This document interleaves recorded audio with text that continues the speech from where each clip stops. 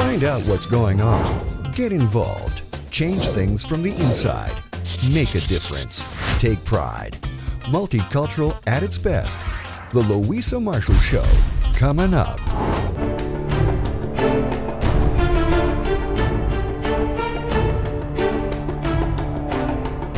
You walk into a daycare and get mobbed by 20 kids. You know, I tell you, it's pretty tough to stay, you know, in a bad mood. You know, so you're a hero, Dave. Well, to their eyes. Well, I hope. I so. think they need somebody like you.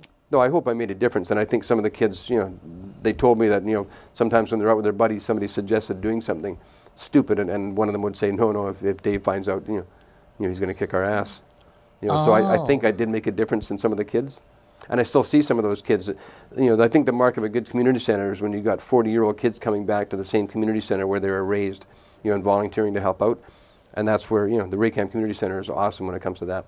So I still see the kids that I used to visit in daycare. That's the ones that are still around. Wow. You know, because there are a lot of kids that didn't make it. I mean, growing up in that environment and the poverty and addiction, you do get kids that get hooked in the streets, you know, unfortunately.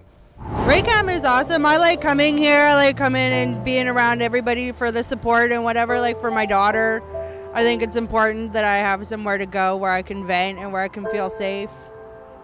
So do you think that Dave is very instrumental to a lot of the other kids around here?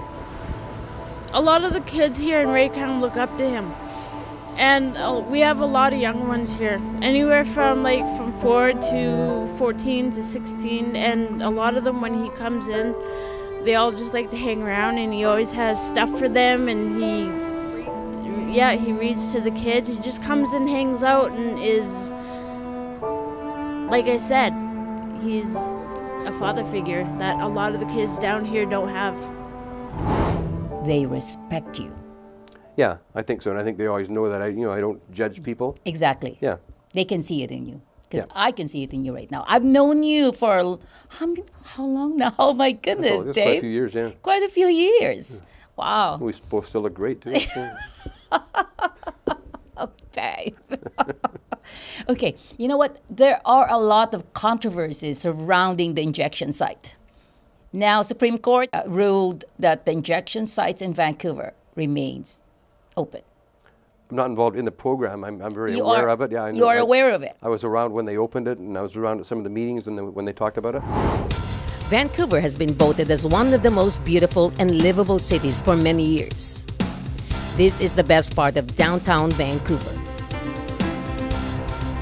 But 2 blocks down is downtown Eastside, the poorest neighborhood and the most notorious part of Vancouver, where the increase of drug activity has taken over the community.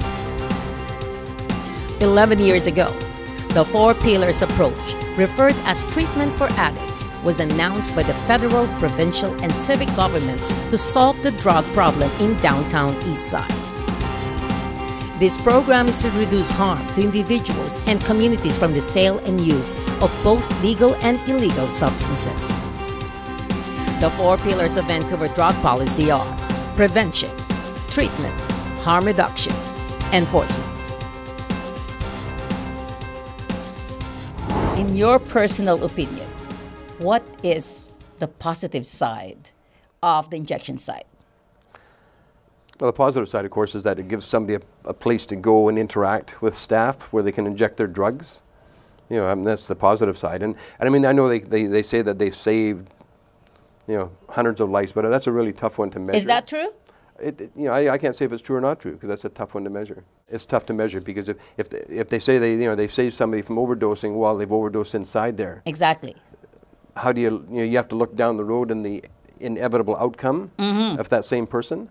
You know, and I guess it's not a complaint, but my wish when that opened was that it was attached to a program, you know, like a hospital or a treatment program, where the end goal was to get the person off of drugs, but it's not, and that's I guess my complaint. You know, I mean, the area, when I hear people say that the area is better, it's not. You know, the 31 years I've been down there now, I'm out there every morning walking around, and it's still awful. You know, it's disgusting that we've allowed, you know, it to stay like that for so long. You know, I mean, the harm reduction, and that's what the safe injection site is, and some of the other, you know, organizations they've opened up. It's part of the harm reduction pillar that they brought in for more than that, I guess 7 or 8 years ago, when they brought the 4-pillar approach in. You know, that was the prevention. That was Mayor Philip Owens, you know, and all 3 levels of the government were involved in that. And when I first heard about it, I thought 4 pillars of prevention, treatment, education, and enforcement. I thought, great, you know, but unfortunately, you know, they only went with 1 pillar, and that was the harm reduction. There's no treatment, there's no prevention, there's no enforcement. You know, so you've had hundreds, and when I say hundreds, I mean hundreds of millions of dollars poured into harm reduction down there.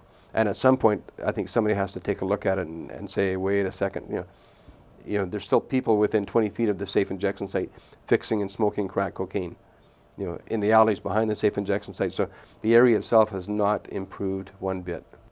Is that site open to everybody? Oh, it is. Everybody? Yeah. You mean to say a lot of people would come here from all over Canada, so there's no limit?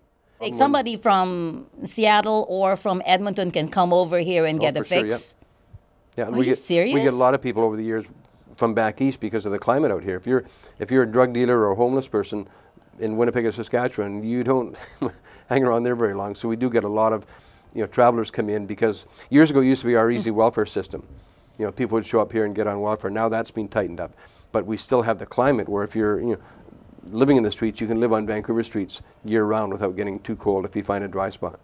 You know, so we do have, and we have the agencies down there. We've got churches, we got shelters. You know, that, you know, there's 6 different places or more where you can eat 6 or 8 times a day down there, you know, with free food. So we have the organizations and the agencies, you know, catering to the, you know, these people, and so we do get people from other areas of the, you know, Canada coming in for that reason. Is that good or bad?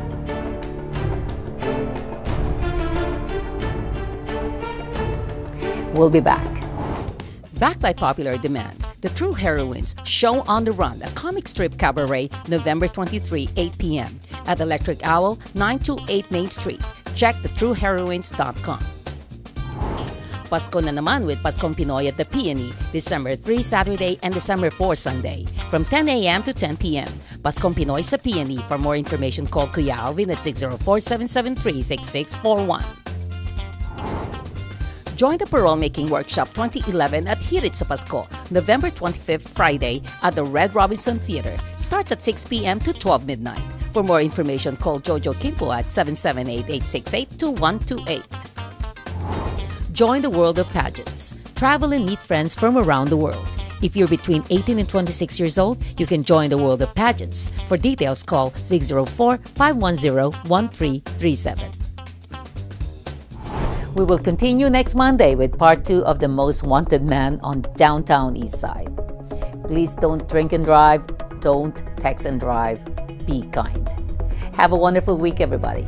Bye.